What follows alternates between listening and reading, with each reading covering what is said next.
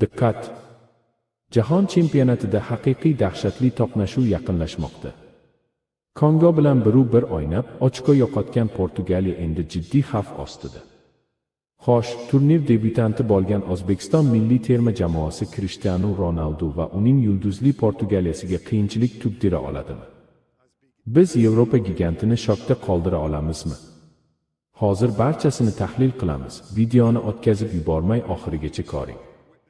Birinchidan, Portugaliyaning Kongoga qarshi o'yini shuni ko'rsatdiki, bugungi kunda futbolda outsayderlarning o'zi qolmagan.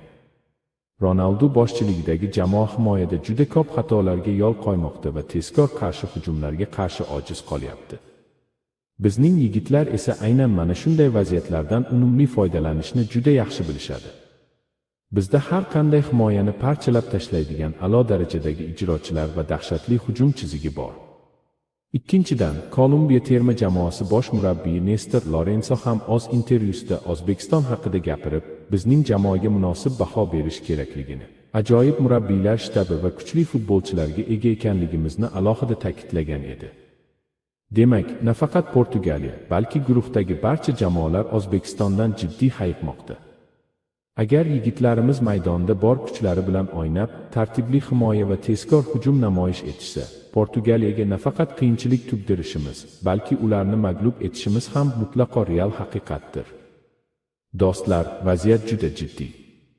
Guruhi va mundial taqdiri aynan mana shu o'yinlarga bog'liq.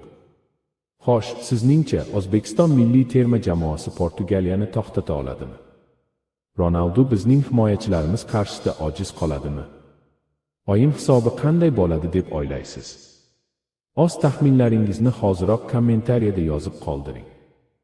Videoga dahshatli darajada like bosing va kanalimizga obuna bo'ling. Biz o'zbek futbolini birgalikda to'pga olib chiqamiz.